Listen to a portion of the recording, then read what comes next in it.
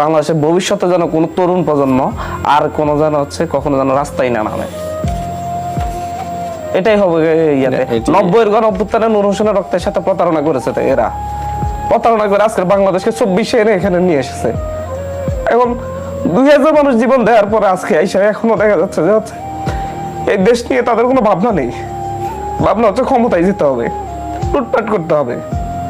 এক একটা জায়গায় একটা আওয়ামী লীগের নেতাদেরকে সুবিধা দিয়ে টাকার বিনিময়ে প্রতিষ্ঠিত করে রাখা হচ্ছে। চাঁদপুরের ফরিদগঞ্জে আওয়ামী এক প্রধান শিক্ষককে রাখার জন্য ছাত্রদের গায়ে হাত তুলছে। একটা স্টুডেন্টকে কালকে কুফাইছে চাঁদপুরে, যে আওয়ামী লীগের বিরুদ্ধে মামলা দিয়েছে, সেই মামলা আওয়ামী লীগ নেতাদের বিরুদ্ধে দিচ্ছে, তুলতে বলছে, তুলতে রাজি হয়নি কেন? সেটা এখন ঢাকাই। এখন আমরা তরুণরা দেশের সংকটের সময় 69-এর গণ অভ্যুত্থান তরুণরা রাস্তায় নামছে, পরে আওয়ামী লীগ পুরান অভ্যুত্থানটাকে ধ্বংস করে দিয়ে 72 থেকে 75-এ শাসন কায়েম করে দেশের মানুষকে জিম্মি করে ফেলছে। 90-এর গণ অভ্যুত্থানে 9 বছর সংগ্রামের পরে দেশের মানুষ নূর হোসেনের মতো নতুন দেশ দেখবে, নতুন স্বপ্ন দেখবে। নূর হোসেনের মতো একটা লোক বুকে ফিটে লেখা লিখে সরেজার নিফাত গণতন্ত্র মুক্তি ব্যাগ লিখে গুলির সামনে দাঁড়াইছে, নিহত হয়েছে।